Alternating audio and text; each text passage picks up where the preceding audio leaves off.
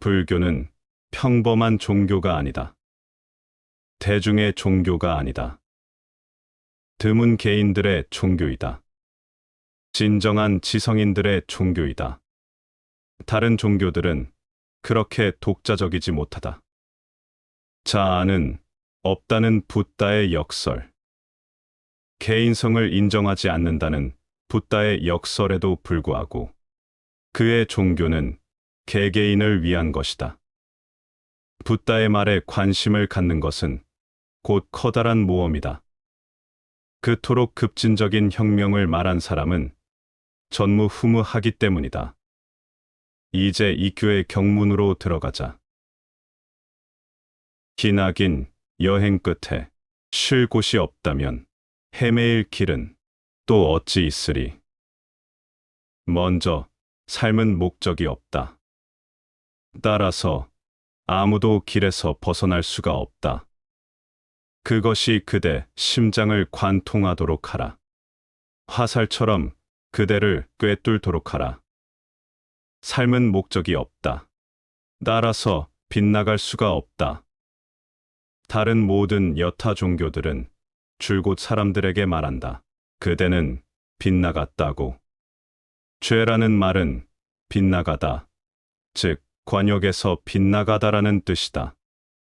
고타마 붓다에 따르면 죄란 있을 수 없다. 그대는 빗나갈 수 없다. 거기 빗나갈 그 무엇이 없기 때문이다. 목적지는 존재하지 않는다. 목적지는 가상의 것이다. 그것은 그대의 창조물이다. 그대는 목적지를 창조하고 도덕과 죄를 창조했다. 목적을 버리면 경쟁심이 사라지고 미움이 사라지고 차별들이 사라진다. 더 높은 자도 사라지고 더 낮은 자도 사라지고 가치 판단이 사라진다. 그리고 나면 천국도 없고 지옥도 없다. 먼저 목적을 창조하고 나면 일체가 따라온다. 천국과 지옥이 창조되고 성자와 죄인이 창조되고 다음엔 공포가, 목적을 잃는 것에 대한 공포가 창조된다. 그 다음 에고가 창조된다.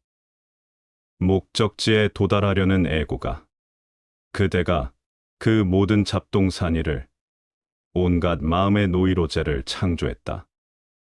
붓다는 바로 뿌리를 친다. 그는 목적지란 없다고 말한다. 목적지가 없다는 이 간단한 성명은 곧 혁명적인 힘이 될 수 있다.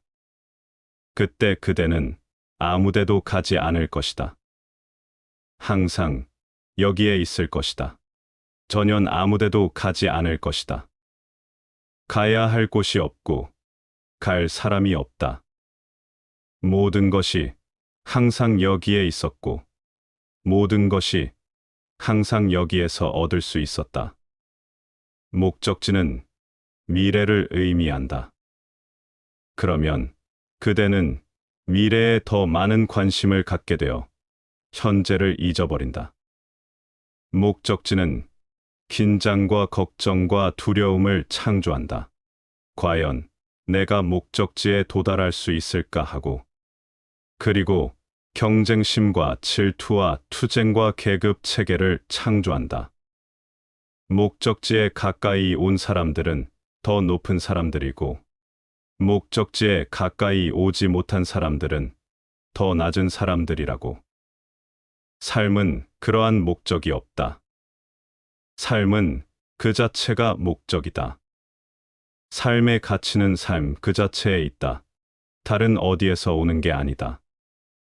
삶이란 미래의 어딘가에 있을 목적지를 의미하는 게 아니다. 삶은 그 자체가 목적이고 그 자체가 의미이다. 이것을 한번 이해하면 삶은 무의미하다고 말할 수 없다. 왜 삶은 무의미하다고 말하는가? 붓다는 말한다. 삶은 그 자체가 목적이다. 그대는 다른 목적을 창조할 필요가 없다. 더구나 그 창조된 목적들은 곧 근심의 원인이 된다.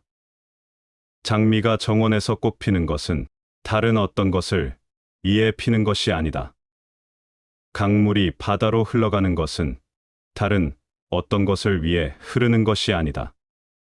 흐름은 기쁨이고 축제이다. 그대가 사랑에 빠진다.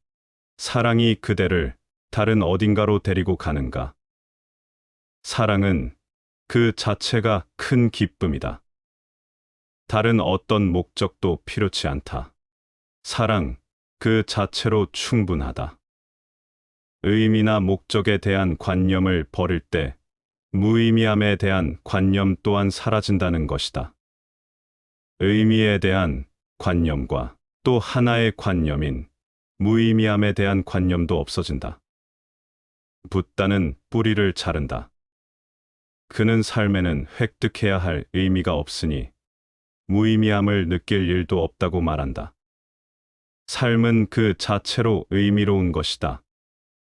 이익규는 이토록 아름다운 실존적 직관을 설명한다. 기나긴 여행 끝에 쉴 곳이 없다면 헤매일 길은 또 어찌 있으리. 거기엔 있을 수가 없다. 여태껏 아무도 길을 잃어버린 적이 없다. 아담은 에덴 동산을 떠난 적이 없다. 그는 지금도 에덴 동산에서 살고 있지만 목적, 지향적이 되었기 때문에 그것을 볼 수 없는 것이다. 그는 미래를 생각하기 시작했다. 미래에 대한 바로 그 생각 때문에 그의 마음은 안개로 가려져 주변을 볼 수 없다. 지나치게 미래지향적이 될 때는 쉽게 현재를 잊어버린다. 유일하게 실제인 현재를. 새들이 지저귀고 멀리에서 뻐꾸기가 지금 이 순간, 지금 여기. 무언가를 성취하려는 관점에서 생각하면 이 모든 것들은 잊혀진다. 성취하려는 마음이 일어날 때 지금 있는 낙원과의 연결은 상실된다.